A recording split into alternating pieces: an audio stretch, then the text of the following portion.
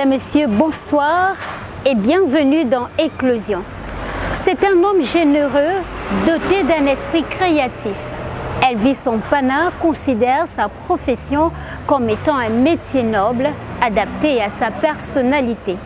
Il est technicien en froid et climatisation industrielle.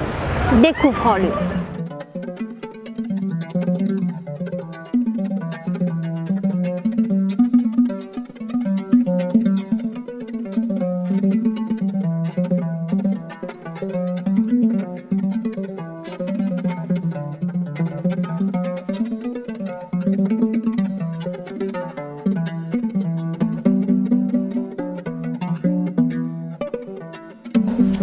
Après l'échec de mon baccalauréat, donc avec les difficultés qui encouraient, donc un jour, quelqu'un m'a dit il serait bien et judicieux que tu apprennes un métier.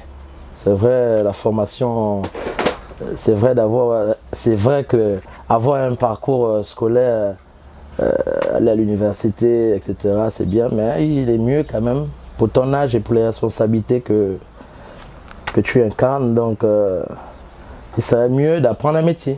Donc c'est comme ça que je suis allé voir mon grand frère et j'ai demandé à mon grand frère que là je suis confronté à un choix. Quand je me regarde, quel métier je peux faire? Et on a commencé à regarder mécaniciens comme papa, il m'a dit non, trop d'huile sur le corps, toi tu aimes bien être quelqu'un de propre. Mais je te vois faire la plomberie. J'ai dit, ah, plomberie aussi, les toilettes. Et c'est comme ça qu'il m'a dit, bon, le froid et climatisation. Et c'est comme ça que j'ai dit, bah, ça sonne bien quand même. Ne sachant pas ce que c'était, un univers inconnu. Et c'est comme ça que je me suis lancé à travers le choix de mon grand frère. Déjà dans le froid industriel, ça englobe tout type de domaine. C'est-à-dire le froid industriel, froid domestique, et froid automobile. Maintenant, moi, ma spécialité, c'est plus, on va dire, les centrales, climatisation centralisée, les chambres froides, installation, dépannage, entretien, maintenance, la pose des splits, la désinstallation, l'entretien aussi, le dépannage et en même temps le service après-vente, c'est-à-dire établir des contrats de maintenance avec le client.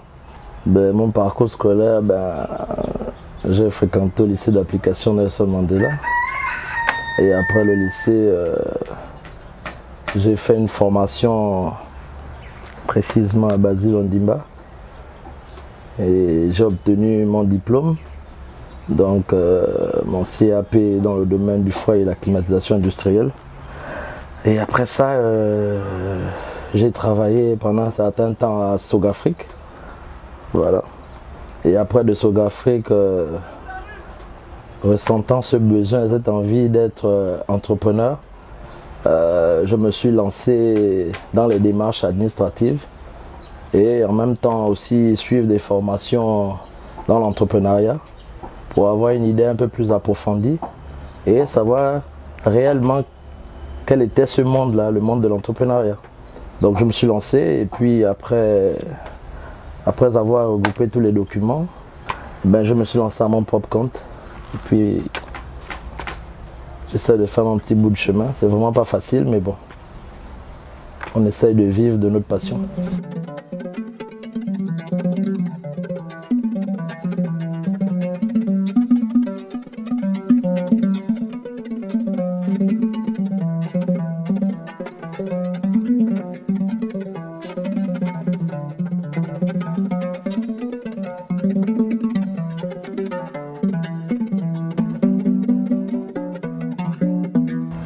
Ce que j'aime bien dans le froid, c'est déjà ce mystère-là.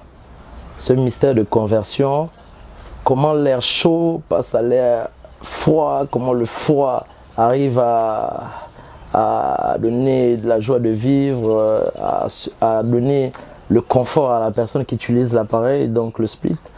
C'est un peu ce côté, on va pas dire mystique, prêtez-moi le mot, mais ce côté mystérieux là que j'aime bien.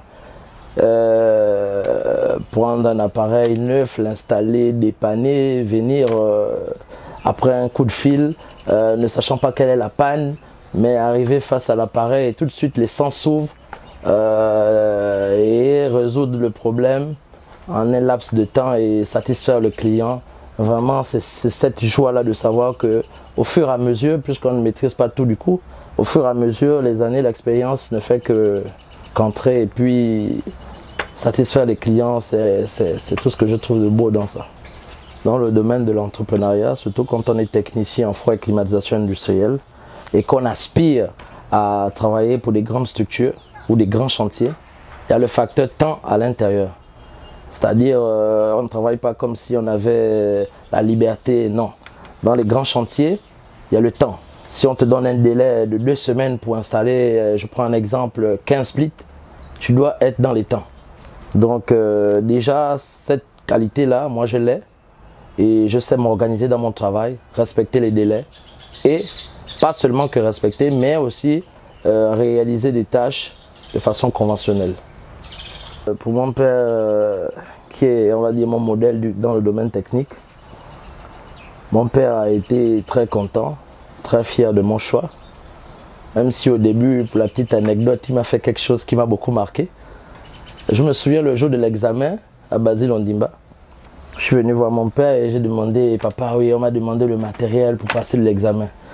Et mon père m'a dit, ayant une quantité de caisses à outils, il m'a dit non, je ne te donne pas.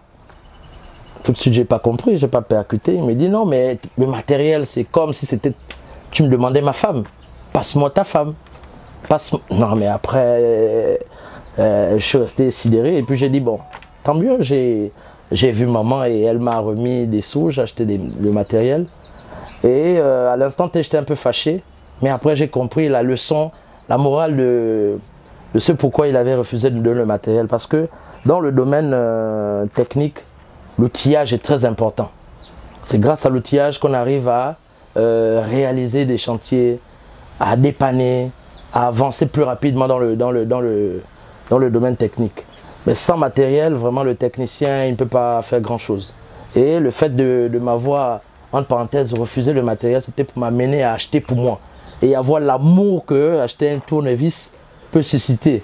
C'est comme si tu détenais un trésor dans tes mains que tu dois jalousement le conserver. Après Sogafrique, comme je disais, je me lance dans la culture, c'est-à-dire d'abord la connaissance, parce que généralement on pense souvent que être entrepreneur c'est se lever, aller prendre de l'argent et puis non, c'est pas comme ça. Parce que la différence étant, on va dire, employé, il y a une administration autour qui régule le fonctionnement de l'entreprise, de la société. Mais maintenant, être à son propre compte, c'est et être l'employeur et être le PDG de l'entreprise. Donc, il y a une partie administrative, il y a la partie technique, il y a la partie où il faut aller à la recherche des marchés. Donc, c'est toute une administration, c'est tout un fonctionnement assez difficile. Il fallait que je me forme là-dedans. Donc je suis passé par différents concours organisés par l'ANPI, pour ne citer que ceux-là. En tout cas, je me suis formé et je continue même toujours à assister à des séminaires de formation d'entrepreneuriat. Voilà. Le fait que une entreprise de la place a eu confiance en moi et m'a donné la responsabilité de faire leurs installations. C'était pour moi un rêve qui devenait une réalité parce que je me disais, est-ce que ça va marcher d'être à mon compte personnel? Vraiment rêver grand et avoir un grand local, une base, recruter des jeunes Gabonais, donner la possibilité à des jeunes frères qui ont une formation après leur sortie du centre, mais qui n'ont pas d'endroit où ils peuvent exercer. Tendre la main à ces derniers et dire on peut avancer ensemble et grandir, simplement grandir. Mon grand frère m'a demandé de venir suivre une formation en froid et climatisation compte tenu des conditions qui m'ont été pas peut-être favorables à l'université. Mon grand frère Elvis m'a informé en froid et climatisation et aujourd'hui j'arrive à subvenir à mes besoins personnels. J'exhorte mes frères à suivre une formation en froid et climatisation parce que c'est un métier d'avenir. Ça fait 2 ans déjà que j'ai fait le froid, climatisation. J'ai fait du froid avec mon grand frère qui m'a tendu la main. Aujourd'hui, je ne regrette pas. J'arrive à me prendre en charge.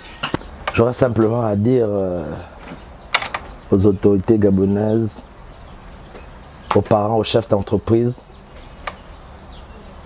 de quoi au talent des jeunes Gabonais. Si on va se former, c'est simplement parce qu'on a envie d'avoir un métier. Et ce métier-là, on a besoin de l'exercer pour pouvoir subvenir à nos besoins.